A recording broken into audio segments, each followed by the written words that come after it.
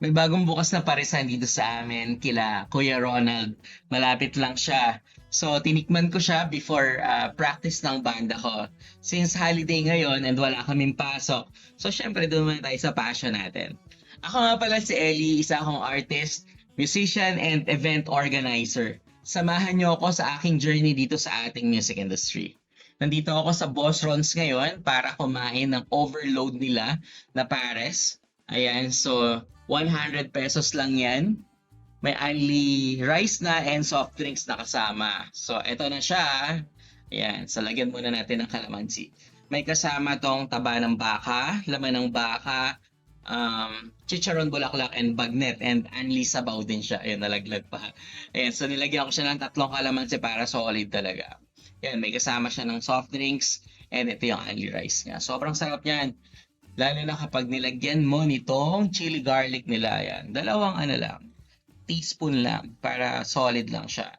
Nilagyan ko rin siya ng onion leeks or spring onion yan. Sarap niyan bro. So, ang uunahin ko dyan lagi, syempre, yung pinaka the best, yung chicharon bulaklak. Yan, lalagyan ko lang siya ng sabaw. Yan. Sarap niya, no? May crispy pa rin yan, ha? Kahit may sabaw na. Yan, so first bite. Salamat po, Lord, sa pagkain. Alright, solid. Bawal to sa high blood. Sobrang daming cholesterol nito, pero ang sarap kasi talaga niya. Lahat naman ng, usually, yung mga bawal is masarap eh. Ayan, sarap nila. Sa pagkain yung sinasabi ko, Ayan. So kung bago ka dito sa video ko, comment mo naman kung taga saan ka or saan yung may masarap na parisan dyan sa inyo para mali natin mapuntahan ko and ma-experience ko rin. Favorite ko talaga tong pares. Yan, so inuman na tayo ng soft drinks para hindi tayo mabulunan. Alright. Solid, di ba? Yan. So syempre, nag-extra rice tayo. Ayan. Konti pa lang yung nakakain ko na pares. Bumili rin ako ng KFC. Ito yung isa sa favorite namin ng anak ko. Kanto fried chicken. Yung part na to is leeg. Ayan. Ang crispy kasi ng balat niyan. So, sobrang sarap niyan. Ayan, di ba? So, meron ka ng pares, meron ka pang crispy chicken. Yung crispy chicken, sa ibang tindahan yan. Pero malapit lang din dito sa paresan. Pinakausap pa ako dyan ni Kuya. Masarap ba? Hindi ako makasagot kasi may laman yung bibig ko. Hindi ako sa plano.